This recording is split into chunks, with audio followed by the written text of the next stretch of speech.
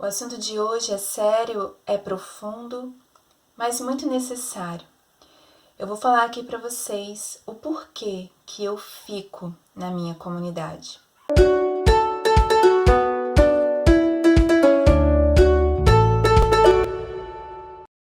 Nós sabemos as consequências desastrosas de um não dado a Deus, um não radical, aquele mesmo que a pessoa até então dizia sim, sim completamente, e de repente, diante de algo inusitado ou uma queda muito forte em um pecado, essa pessoa passa a dizer não para Deus.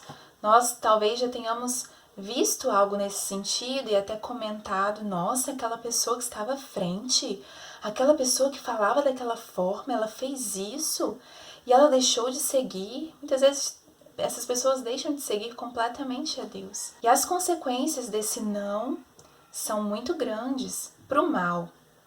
Causam dentro do coração daquelas pessoas que confiavam nessa pessoa que disse o não, muitas coisas ruins, destruições mesmo interiores, causam consequências, sequelas na vida daquelas pessoas que a seguiam.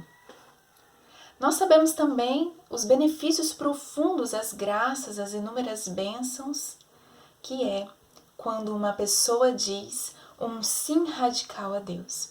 Uma pessoa que estava em uma situação de trevas, de escuridão, de desconhecimento, de mentira e que passa dessa condição para uma condição de graça, paz, vida, transbordar, abundância de Deus. As consequências frutuosas disso na vida de muitas pessoas são consequências lindas e nós também já vimos isso, com certeza. Talvez isso tenha acontecido comigo, com você, quando nós estávamos vivendo ali, envolvidas de um monte de coisas, com opiniões, escolhas de vida que hoje nós não julgamos boas mais. Então, o fato de termos passado para Deus gerou em nós coisas muito boas, mas também gerou em muitas pessoas que nos rodeavam consequências frutuosas. São frutos que um testemunho de transformação de vida gera nas pessoas que o seguem.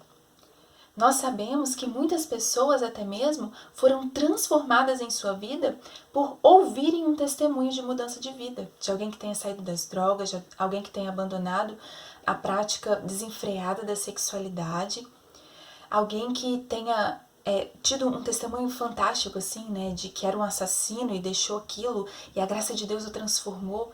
Esses testemunhos são força de Deus no meio do povo de Deus, arrastam. Mas quais são as reais consequências de um falso sim? É isso que nós temos visto hoje. Infelizmente, nós estamos tendo que lidar, na atualidade, mesmo diante de tantas situações que nos rodeiam no mundo, dificuldades mesmo que o ser humano está enfrentando na sua existência, nas coisas mais básicas, sabe? Voltando a agir de forma animalesca, inclinado aos vícios, aos vazios profundos. Agora a gente ainda está tendo que lidar como fiel, como consagrado, como pessoa que caminha com a situação de que muitos estão dando sims falsos e dizendo que isso é Deus, e dizendo que isso é vontade de Deus. Então, arrastando atrás de si uma multidão de pessoas que não faz a mínima ideia do que seja caminho, do que seja perseverança, do que seja permanência, do que seja constância. Nós estamos tendo que lidar na atualidade com membros de comunidades que saem, fazem vídeos e recebem ali inúmeros comentários de positividade, inúmeros comentários de tapinhas nas costas. Vamos, vamos, continuem assim, Deus os abençoe. Mas é preciso que, de fato, meus irmãos, nós saiamos dessa burrice. A palavra é essa, saiamos dessa condição de aceitarmos tudo que ouvimos, de ter um vídeo ali de pessoas bonitas, de pessoas bem vestidas, de pessoas interessantes, e nós acharmos a vida dela maravilhosa, e a gente vai ali e banaliza os princípios básicos de seguimento a Deus. Então, eu digo que as consequências de um falso sim que não é nem um não verdadeiro e nem um sim absoluto, é um falso sim. As consequências disso são desastrosas e perigosíssimas. Fernanda, você está contra essas pessoas? Fernanda, você odeia essas pessoas? Nada disso. Eu não estou aqui defendendo nenhuma comunidade, nenhum membro, nada disso. Eu estou aqui defendendo o direito de Deus. Deus tem direito. Deus tem direito à fala. Deus tem direito a que falem sobre como é o agir de Deus. E é nesse ponto que eu quero trazer para nós essa reflexão. Como que é o agir de Deus? Como que é a moção de Deus? Como Deus escolhe? Como Deus elege almas? Como que nós podemos dizer assim, Senhor, eu quero fazer a tua vontade, se nós quebramos o padrão da vontade ao nosso bel prazer? Como que nós podemos dizer, Senhor, eu quero o que tu queres, se quando o Senhor fala o que ele quer, a gente pega o que ele quer e a gente manipula o que ele quer conforme o nosso querer? É importante que nós falemos isso. Eu desconheço esse Deus que cada momento muda de opinião. Eu desconheço um caminho de santidade que varia a cada instante, conforme eu faço uma leitura. Eu faço uma leitura divina, eu faço uma leitura daquilo que eu estou tendido a querer. Isso é muito fácil e esse não é Deus. Fernanda, Deus é assim tão intransigente e arbitrário? Não, nós taxamos de intransigência e arbitrariedade aquilo que nós não queremos nos submeter. Deus é constância, Deus permanece, Deus é eterno. Eu quero que você entenda que o querer de Deus está sobre nós. A eleição divina se deu sobre nós. Ao longo do tempo, nós que somos seres humanos variamos. A gente tem crise, tem hora que a gente está explodindo, tem hora que a gente está lá no fundo do poço, tem hora que a gente está super forte, tem hora que a gente se sente incapaz. As variáveis são da parte humana. Deus é e permanece, o querer de Deus continua. Ele se renova, ele se amplia a partir do momento que a gente vai compreendendo esse querer e vai sendo fiel a esse querer. Se a gente para em algum degrau desse querer de Deus, a gente não consegue atingir esses horizontes. E por isso que, quando a gente quer parar, a gente chega a um ponto e diz assim, o Senhor não quer mais isso para mim, Ele quer outra coisa. É exatamente isso que a gente faz. Deus é absoluto, Deus está. A gente que sobe, a gente que desce, a gente que vai para o lado, a gente que vai para o outro. E quando a gente não sabe lidar com essas variações todas e quando a gente não sabe se submeter ao querer de Deus, que passa também pelo querer humano, nós queremos condicionar Deus a nosso querer. Quando que um plano de Deus é rompido? Quando o ser humano desiste do plano, desiste do querer de Deus, desiste da vontade de Deus e passa então a elaborar caminhos para transformar aquele querer outrora ouvido em um querer mais brando, mais adaptável, mais possível de ser vivido. E aí a gente usa diversos recursos para justificar aquilo que não se justifica. O sinal desse rompimento está justamente na incapacidade de explicar profundamente. Pega o texto, pega o vídeo, a profundidade. Há ali um novo caminho divino? Ou há uma desistência no meio do plano? Eu rompo e eu tenho liberdade para isso, porque não há em Deus arbitrariedade e não há em Deus intransigência.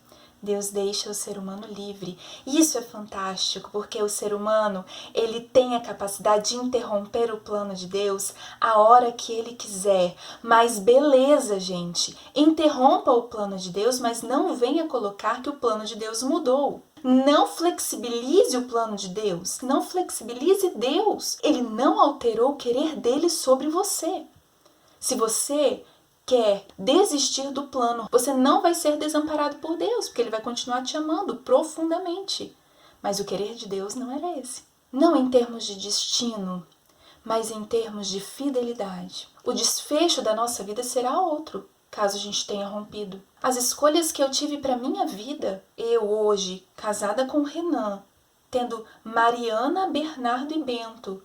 Sou uma pessoa diferente daquela que, um ano depois que eu me consagrei, eu queria que surgisse. Porque meses depois que eu me consagrei, eu desejei sair dessa condição. Mas foi justamente o fato de ter passado pela crise e permanecido que me fez construir o que eu tenho hoje. Ou seja, as consequências da minha vida foram outras. E hoje, em 2020, eu tenho outro desfecho de vida. Não tem como negociar, não tem como barganhar, não tem como colocar Deus no nosso quadradinho. Ele é absoluto, absoluto. Não é o Senhor que está errado nessa história toda.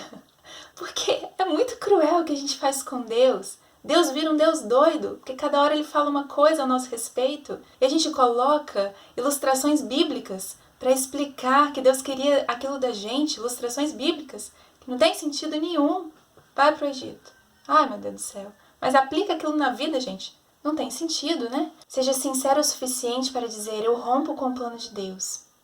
E terei, Senhor, por sua clemência, sua companhia. Claro que terá, até o fim da sua vida. Mas, ao menos, se uma alma conseguir compreender aquilo que eu estou dizendo aqui, atrás de um falso sim, e de falsas justificativas a respeito de que Deus conduziu ou deixou de conduzir, há muitas pessoas que acreditam nessa história e seguem desacreditando de como Deus age.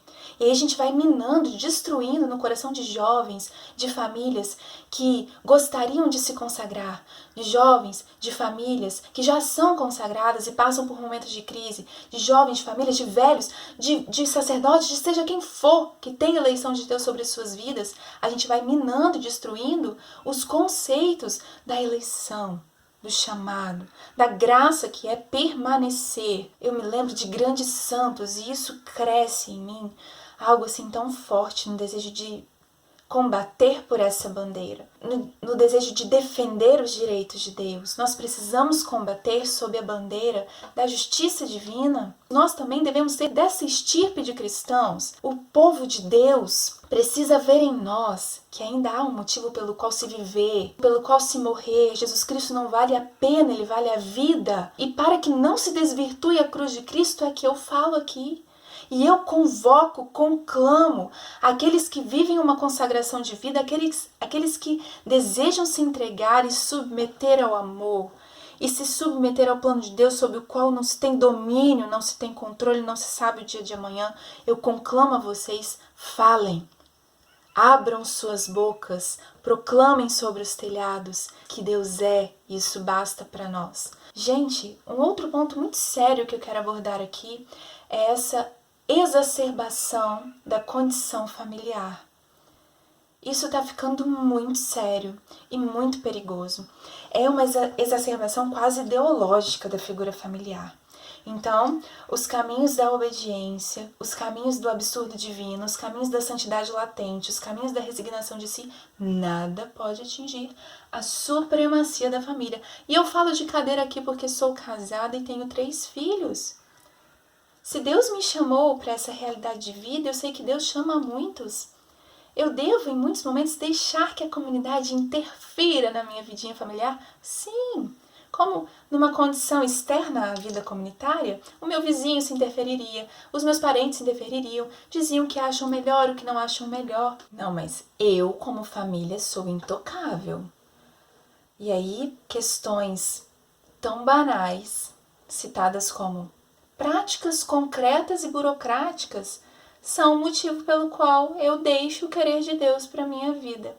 Nós nos amamos demais, queremos uma vida muito fantástica, né? Um contozinho de fada, uma coisa assim tão linda, tão cheia de florzinhas e passarinhos voando, que somos incapazes de dar a nossa vida até o fim por uma obra. Fica aqui então, como já disse, o meu clamor a você. Veja também o testemunho daqueles que permanecem. Queira saber por que eles permanecem. E eu termino esse vídeo dizendo que eu fico na comunidade de encontro porque eu não seria capaz de contrariar a justiça divina. Até anotei. Não é possível ignorar Deus. Eu o vi. Eu o ouvi. E minha consciência de justiça jamais me deixará em paz. Não é uma perseguição, gente. É oferta de vida, é liberdade, é entrega. Deus te abençoe. Não se esqueça de se inscrever no canal, compartilhar esse vídeo com quem você sabe que precisa ouvir isso. E curte aí, comenta, faz o que você quiser, tá bom? Um beijão, fica com Deus e até a próxima. Tchau!